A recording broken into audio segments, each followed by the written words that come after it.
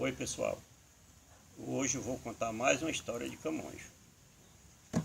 Camonjo chegou na casa do D. João. D. João é irmão dele, irmão de Camonjo. E aí então D. João estava preocupado, porque queria casar com uma filha do rei, mas para casar tinha que conversar com o rei. E ele não sabia como é que seria essa conversa do rei. Mas já Camonjo chegar na casa dele, traçaram o plano, então ele disse, não, pode deixar que eu vou conversar com o rei. Aí disse, então amanhã você pode vir para que eu... Amanhã eu venho para aí eu ir conversar com o rei. Tá bom. Quando deu no outro dia de manhã, Camonjo veio para a casa do D. João. E aí então fez uma merenda bem reforçada e no fim sobrou um pão. E ele disse, esse pão eu vou colocar no meu bolso para na hora que eu tiver fome comer esse pão. E assim foi. Chegou na casa do rei, cumprimentou o rei.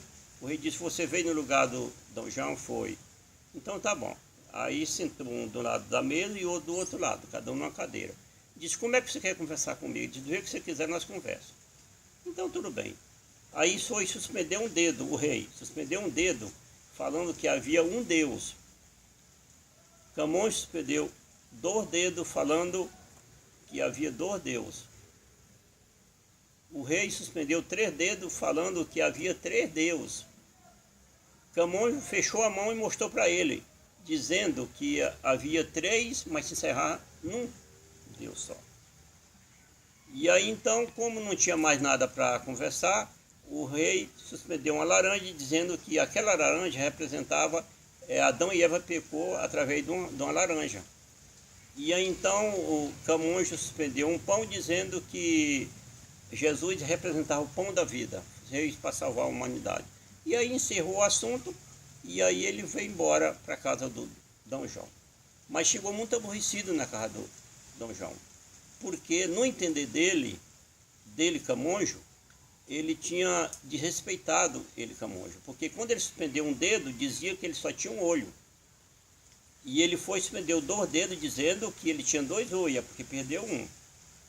Depois ele levantou os 3 dedos que levantou, dizendo que havia 3 deuses, mas no entender do Camonjo, era dizendo que colocava um no nariz, o outro no olho cego e o outro no olho que estava bom. E aí ele se aborreceu.